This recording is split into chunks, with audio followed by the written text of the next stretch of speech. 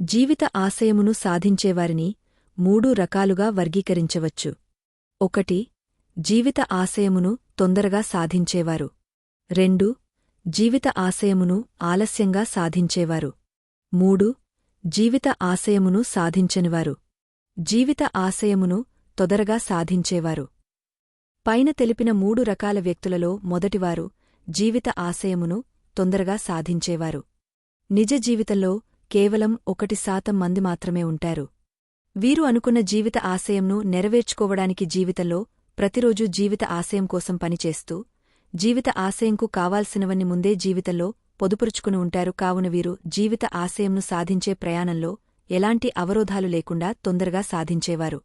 ఉదాహరణ: ప్రేమానంద్ తన 18 సంవత్సరాల వయస్సులో తన జీవిత ఆశయంగా బిజినెస్ ఎంటర్‌ప్రెన్యూర్, వ్యాపారవేత్త అవ్వాలని నిర్ణయించుకుని అందుకు అవసరమైన జ్ఞానం, నైపుణ్యం ఆర్జించడం కోసం ఎంబీఏను చదవాలని లక్ష్యంగా పెట్టుకున్నాడు.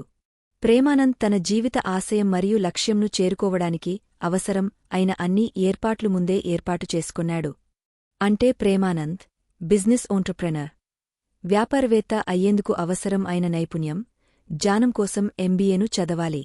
అందుకు అవసరమైన ఆర్థిక సహకారం కోసం తన కుటుంబ సభ్యులకు తన జీవిత లక్ష్యం గురించి చెప్పి ఆర్థిక మరియు కుటుంబ సహకారంను పొందాడు మరియు తన జీవిత లక్ష్యంను అనుకున్న విధంగా అనుకున్న సమయానికి చేరుకుని తన జీవిత లక్ష్యంకు కావలసిన జ్ఞానం, నైపుణ్యాలను సంపాదించాడు.